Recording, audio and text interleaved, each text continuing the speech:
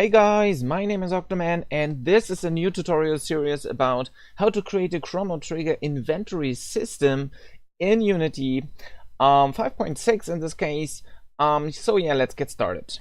The first one, I want to make sure that you understand what we are going to be after and how we can actually create and design the complete inventory system. If you have played Chrono Trigger, I believe in the early 90s on the SNES, then you might have noticed that there is only input using the joypad, like up and down keys and maybe the A and the B key to interact with the menu. It can also be changed, I believe, but we are not going into too much detail in the interaction itself, or actually in the gamepad settings. So what actually is happening is, at first you're gonna click a menu button on the joypad, which is opening up the first layout in here. So in that layout, you're actually having the characters in the background, which we have. We will also have an overlay to this, which is actually leading us directly to that particular character stats window, or an eye in this case, and more buttons, of course, at the same time, which will lead us to the inventory system. So what we need is some kind of input possibility where we are able to use the arrow keys on the joypad to go left and right to the complete system in here, and all the possibilities we are able to select, like options and all the other things as well. Once we are clicking on that inventory item button in here, or actually selecting that particular option, we are going into the inventory system, which means we're gonna be able to see or use, depending on whatever is inside. So we can order items by just clicking them once and selecting another item actually in that particular list, and then swapping this one out. And in between, we are actually having a blinking cursor or a finger showing into the direction of the item at the first position in here. We're gonna see what the item name is we are currently have. We're gonna make them stackable until they have 99 in the maximum, and of what the kind of type this particular item going to have. Also, we might want to think about what kind of icon we could use in the front of the name. So it's something like, okay, this is going to be gun type or sword type or whatever, so we can actually play around with that items or icons as well. If we have a usable item, we're gonna be able to select that item once, and when we are clicking this one twice, we will have an extra overlay for a usable item in here, so we can actually select the character which we currently have in our system and be able to select one of those, or even all of the same time characters, like depending on how we're gonna go over and set this one up, and use the items directly on the characters, which will just maybe, for example, heal them all, or get rid of some stats, or so any bad stuff, like when they are stoned or something like that. Any bad things can be removed actually when we're clicking on this. Also, we are going back from this once we have used it, or actually we are able to reuse the same item whenever we are clicking on the corresponding button, in this case maybe the A or the B key. If it is an equip type, like a weapon or a shoe or whatever, an armor or anything you can equip, then you're gonna be able to see if one specific character in the game is able to use that, and what the stat is, depending on whatever we currently have selected. Like if it is an armor type, of course it will not have attack but defense values, and if it is a sword or anything else, then we're gonna have attack values, and we will go over and tint those into that, but we are not able to equip them in that window, I believe. If it is an unusable item, in any case, we will just show infos about the item, maybe something specific, maybe a book or something which is actually not usable in any case, but you can read or give some hints or data depending on whatever, again, the item type is going to be, like we already do when we have a weapon type or anything else. And that is everything we're gonna go over and cover in this little tutorial series. If you are happy with that, of course, You can implement this one in the turn-based battle system as well as in the Diablo style system if you like the setup we're gonna go over. Basically, this is only a text-based but usually inventory system, but usually we are able to use that in any other inventory system as well. So yeah, this is going to be a little bit old school, I would say. We just see a lot of stats and stuff. We're gonna go over and use some create some basic character setups actually in this case. So we're gonna have some icons in here as well about the characters, and we're gonna be able to equip all the data or all the different types of weapons and so on, and switch them according to whatever is going to be better, for example. And that's all actually the complete system we are going to create. So yeah, let's get started. If you like to use the usual Unity stuff in this case, what I mean about the panels and stuff, feel free to do so. I will go over and use my own. You can always go into Inkscape and create the user interface stuff for that. Inside Inkscape, it's going to be, or actually it's a free program to use where you can actually create pretty nice and simple UI things. So let me go into my other folder in here pretty quick, and I will implement the atlas I'm going to use. I will just drag this one inside of that. I'm gonna open this one up since I need some graphics for my panels, and of course I need a finger graphic in this case, which is showing what current item I'm going to be over and I'm going to select, and of course the panel where all the stuff is going to be arranged inside. Okay, so the first one is, of course, I want to make sure that all of the Atlas implementations or all the graphics in here are going to be set up completely correct. So let's create a new UI canvas. Actually, you can do that in a 3D scene, you can do that in a 2D scene, it doesn't really matter. Actually, not for me and for now, and also not for the system in total. So we're gonna create a new canvas or directly a panel. Actually, it doesn't really matter since the panel is going to be overlaying and creating the canvas for us, and same for the event system. If it's not, make sure you're gonna create those by hand. Okay, so what we want to have is a panel which we can use as a background from my atlas. So what we're gonna do is we change the sprite mode, or I do that, to multiple and go into the sprite editor and of course choose apply. What you can do is actually you can slice all that data automatically by just go into slice mode and select slice. It will automatically select the graphics and how they're gonna be set it up. If you're unhappy with the result Unity is going to provide, go in and change whatever you need.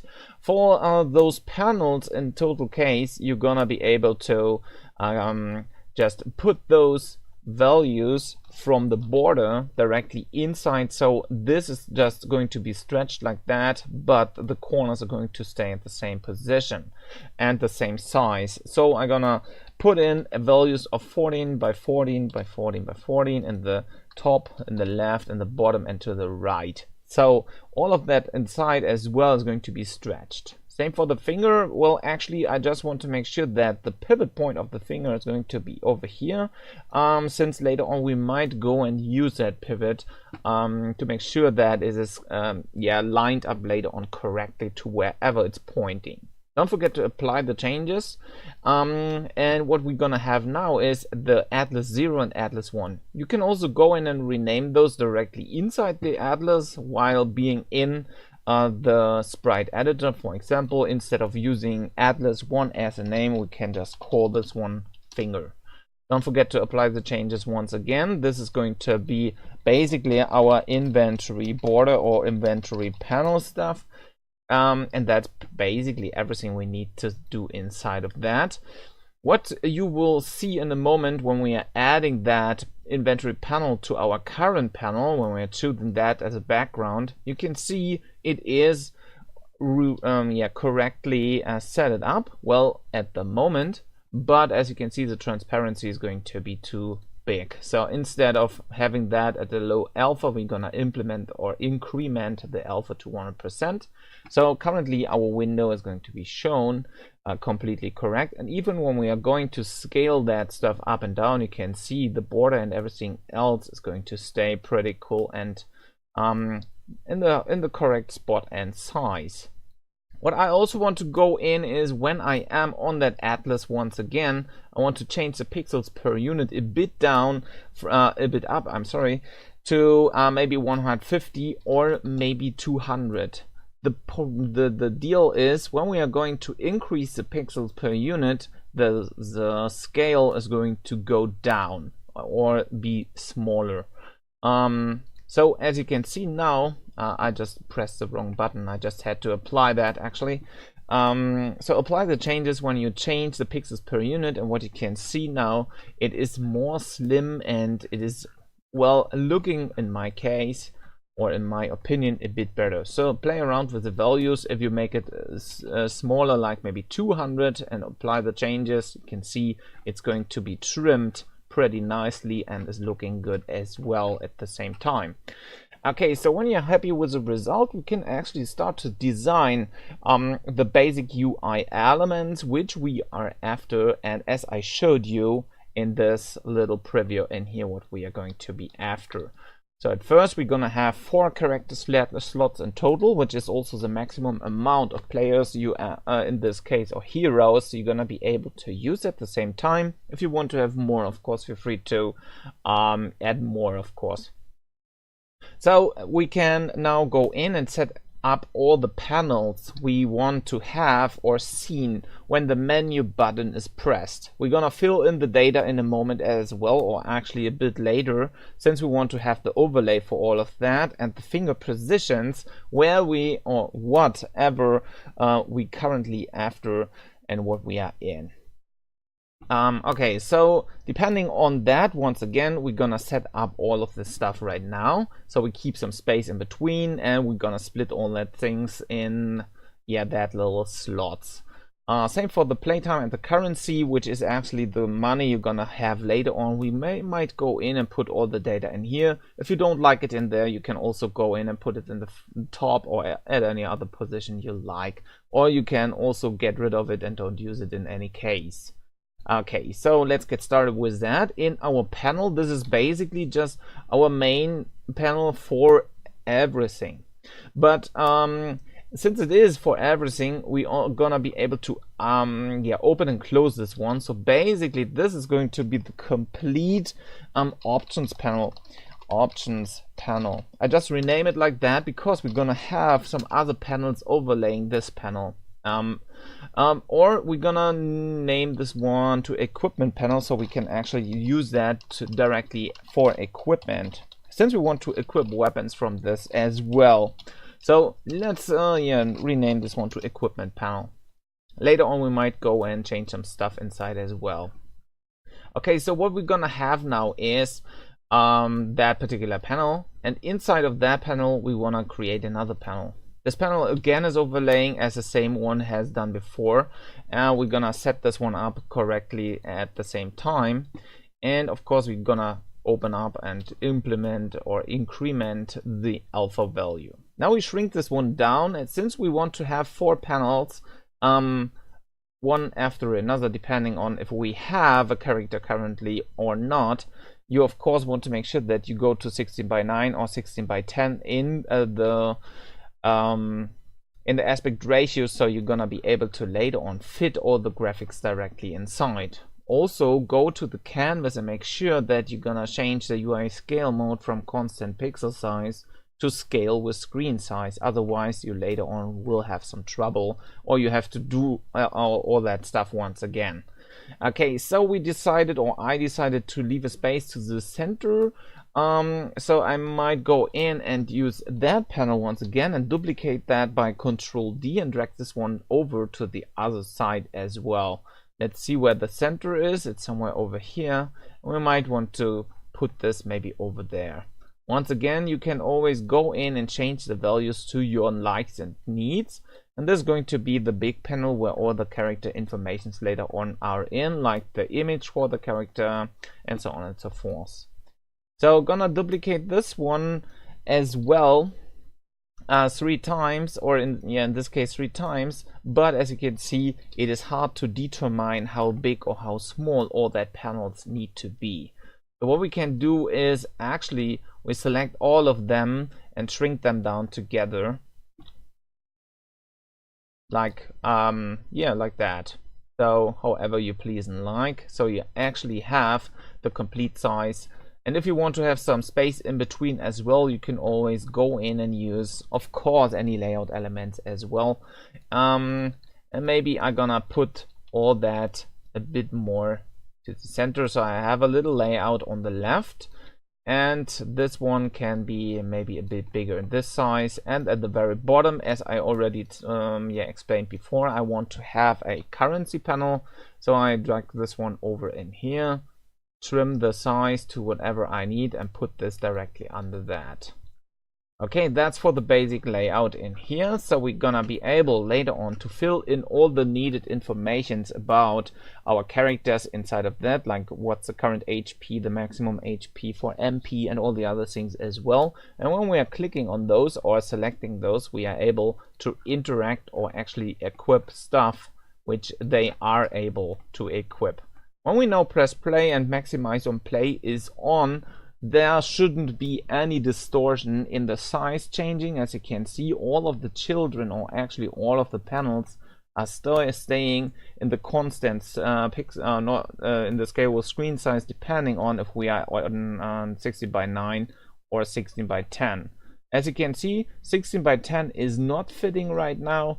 This is what you need to take care of later on anyways. So with other sub panels which are actually not centered over here and not scaled over the whole screen in this case.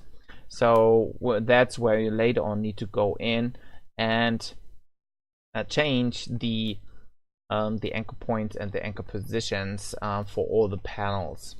Okay, so but we're gonna leave that alone for now, and we can actually start to create the next panel. The next panel is, well, not directly connected to the equipment panel in this case, but is going to be another panel, maybe in the size of this one.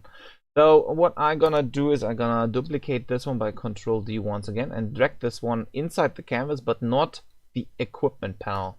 And this panel is basically nothing else like the options panel I just were talking about earlier, which is basically overlaying the other panels in here. And to overlay other panels, we're gonna have several possibilities, but what I would like to do is I drag the options panel under the equipment panel, though it's actually overlaying the main equipment panel. Okay, so and inside that panel we were gonna have later on some other panels which are describing what the options inside of that options panel are. So we're gonna create another UI image or panel. Actually, it doesn't really matter. I'm gonna set this one to that. Also bring up the alpha, and this is basically what I said before. Nothing else than just one option we are able later on to click. It doesn't really matter if it is an image. It doesn't really matter if it is a panel. Actually, it doesn't really matter at all what it is and how it is. So what we want, just want to make sure is that everything is basically lined up correctly, and the size of all that is actually looking good. And the distances maybe between the different options we're gonna have are, yeah, okay-ish, set it up and looking good. Okay, so this panel in this case is basically the leading to the equipment panel. So I just renamed this panel to be the equip option in this case, and this one is leading to the inventory. So I'm gonna inventory. So when we are selecting that option in that case, we're gonna be able to go to the inventory panel from this point. This point is basically nothing else than just a number or an index we're gonna later on manipulate to our needs. So we are able to enable and disable different panels according to whatever the options are we have selected. Okay, so once again, when we are going to maximize on play, everything still should stay in the same place, and of course we are able to fiddle around with the values. Once again, if we go to 16:9 or from 16:9 to 16:10, there will be some weird stretchings inside. We don't want that, so we're gonna go in and change some values. For example, for this little ones, we can actually not just stretch them over the whole piece in here, but what we can do is we can center this with holding down the Alt key and going to center, but we don't want to have this one to be stretching at all. We can do that same. Oh, there's a typo.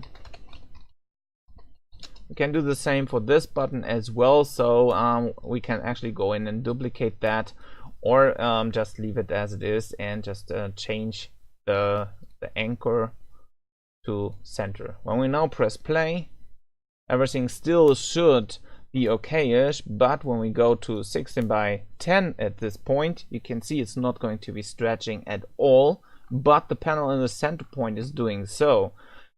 And even if we are going to maximize and play, it's going to stay where it is. So instead of going to stretch mode, which is automatically set it up for all the panels, we can just go in for that particular panel and say we go and center this one out.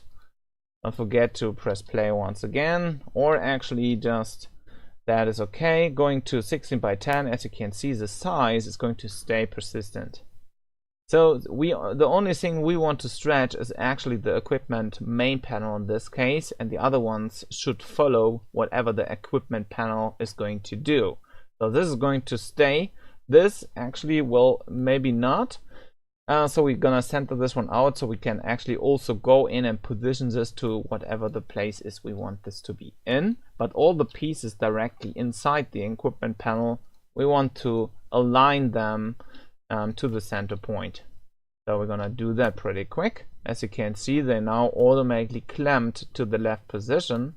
But what we can now do is we can put them all to their original sizes or states, wherever where we want them. We can also, since we are touching them anyways at the moment, just rename them like character info.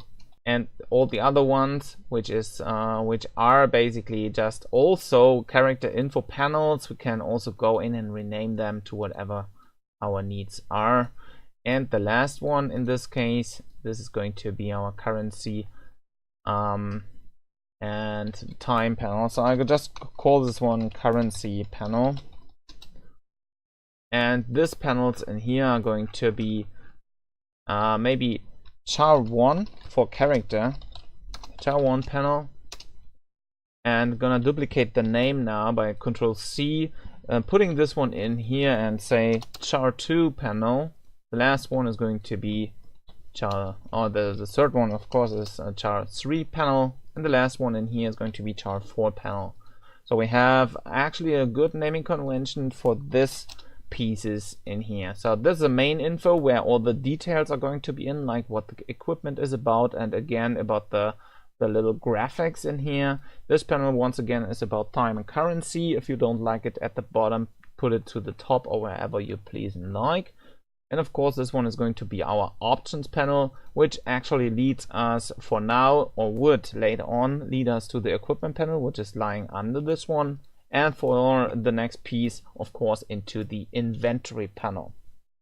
So with all of that set up, we can actually also go in and create our inventory panel, which is basically nothing else than underlying or overlying the equipment panel in this case.